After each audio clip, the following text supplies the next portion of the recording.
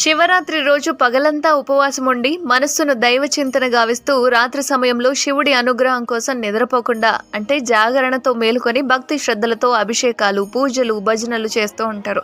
అందుచేత శివరాత్రిగా పిలువబడుతుంది. కాబట్టి ఇక హిందువులకు ముఖ్యంగా శైవులకు అత్యంత పుణ్యప్రదమైన రోజు ఈ రోజు. మహాశివరాత్రిని హిందువులు ఎంతో గొప్ప పర్వదినంగా జరుపుకొని శివుణ్ణి కొలిచే రోజు. మహాశివరాత్రి రోజు ముఖ్యంగా పాటించవలసినవి 3 ఉన్నాయి. అవేంటంటే ఉపవాసం, రాత్రి జాగరణ, శివనామ స్మరణతో అభిషేకాలు చేయడం.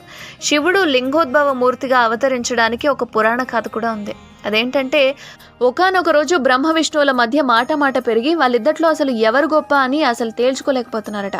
ఈ విషయంలో సయోగ్యత అనేది పొందక ఇద్దరి మధ్య వాదన అనేది తారాస్థాయికి చేరుకుంది.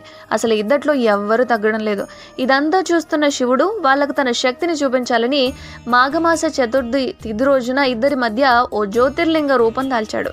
బ్రహ్మ విష్ణువులు లింగాకారంలో ఉన్న శివుని యొక్క ఆది అంతం తెలుసుకోవాలని విష్ణువు వరాహ రూపం ధరించి లింగాకారంలో ఉన్న శివలింగ అడుగు భాగానికి వెళ్ళాడు. అంటే వెతుక్కుంటూ వెళ్ళిపోయాడు అనమాట. మరోవైపు బ్రహ్మ తన హంస వాహనం ఎక్కి ఆకాశం అంతా తిరగడం ప్రారంభించేశాడు. వీళ్ళిద్దరూ ఎంత ప్రయత్నించినా సరే ఆ లింగం యొక్క మొదలు చివర అసలు కనుక్కోలేకపోతారు. చివరికి ఇక లాభం లేదనుకొని ఇద్దరు కలిసి శివుడు వద్దకు వస్తాడు.